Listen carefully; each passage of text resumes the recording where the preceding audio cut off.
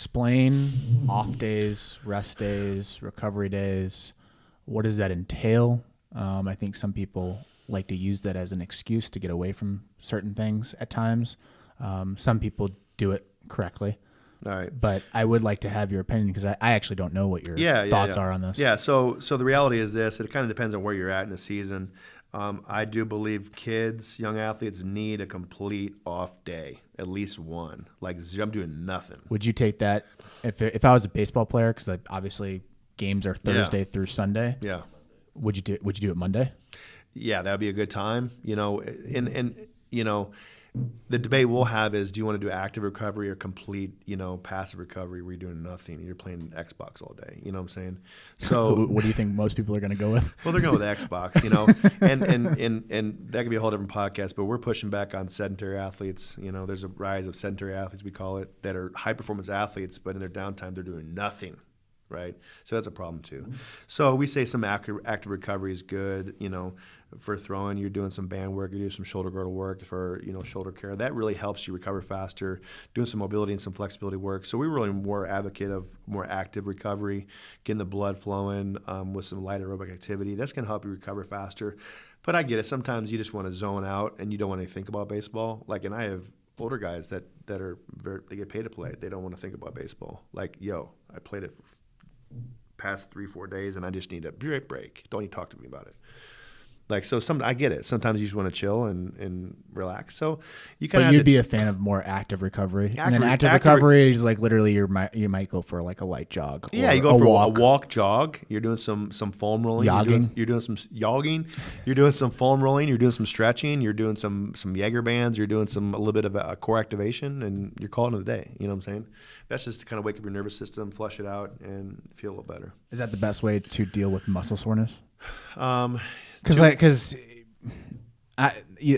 one issue is that with a lot of strength guys, I feel like they don't know how the soreness of a baseball player feels. Sure. They played football, so they know the soreness of after a football game. Mm-hmm. Two totally different things. 100%. Because after a football game on a Friday night, the next day you literally don't want to do anything. Yeah. But with baseball, it's more like a marathon soreness. You're just dealing with soreness constantly. Yeah.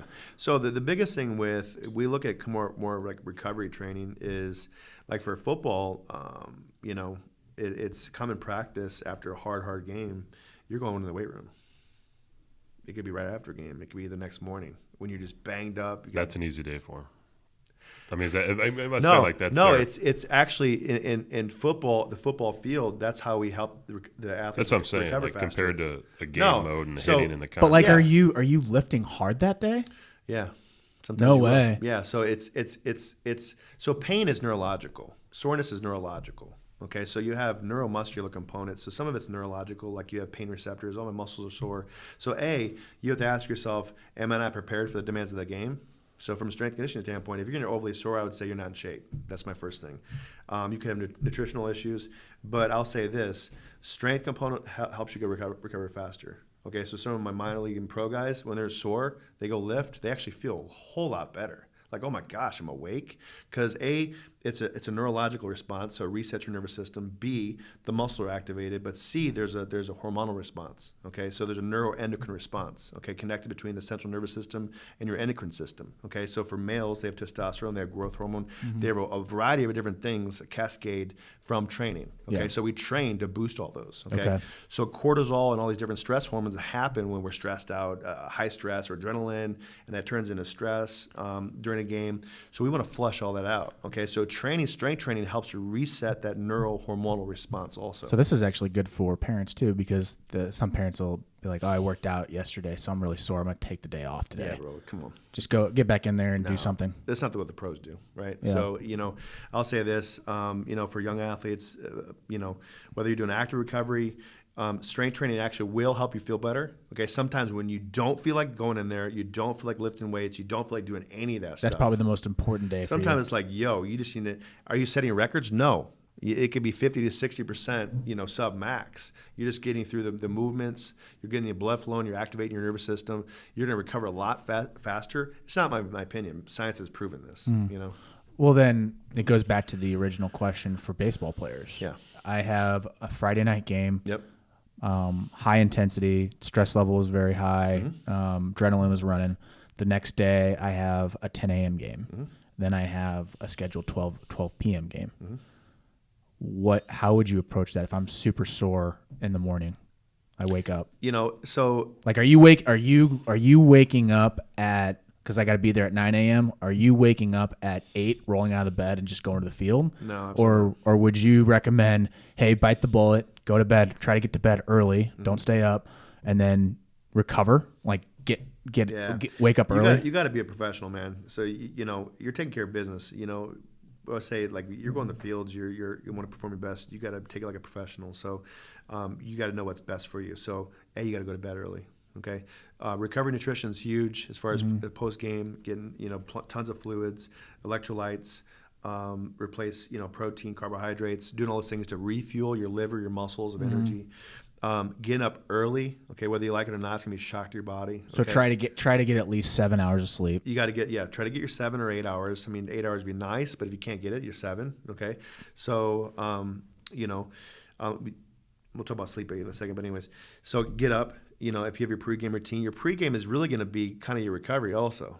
It's going to help to wake up your body, flush out your blood, get oxygen and wake up your nervous system, wake up your muscles, and get prepped for the next game, okay? So a lot of that soreness, stuff like that, you're going to have to suck it up as part of the game, okay? So a lot of times you get mentally fixated on that versus say, oh my gosh, I'm the only person sore out here. No, you're not. Suck it up, okay? All right? So you're going to have to man up a little bit. So you're going to have to get your mindset prepped, meaning, this is what we do, okay? I got to do my pregame. I'm going to wake up with muscles. I'm going to roll out, stretch out. I'll be ready to go, okay? So you have nutritional, you have mental, and you have physical prep. But the reality is, you have to do whatever works best for you, okay? And you have to figure out what that best routine is, okay? But that's going to be pregame prep. That's going to be getting your training in, and no excuses, okay? Especially when in the summertime, like you're talking about. For most players, it's a complete disaster when it comes to strength conditioning, when it comes to progress. And I'm not the only one to say this all the time. Eric Cressy is one that's very vocal about this. He goes, you guys during the summer are tragically losing all your gains that we've worked on. You know what I'm saying? You're not eating properly. You're not working out at all. You're not sleeping. You're stressed out. You're eating crap. And then you come back to me and you go, whoa. You know what I'm saying? So do the best you can. Well, then what do you tell to the person that says, well, I'm a night owl. There's no way I can go to sleep at 9 p.m. or 10 p.m. Like I'm literally sitting there staring at a ceiling and just looking at the ceiling, and I can't fall asleep. You haven't trained your mind. You haven't trained your body to sleep. So it's discipline. Okay, it's discipline. I tell myself I'm a morning person. I wake up at 5 a.m. I wake up at whatever, earlier in the past. Do I like that? No. I don't think anyone likes waking up early. I tell myself I'm a morning person. I don't think anyone likes waking up early. I'm a morning person. I love it when I'm up. I am a morning person. I'm a morning person. Yeah. Okay, you do what it takes. You got to get your sleep, okay? But I'm not saying you have to discipline yourself. If you know what's best for you, going to bed at 1 o'clock in the morning, serving Snapchat or house party or I don't know what the heck you guys are doing.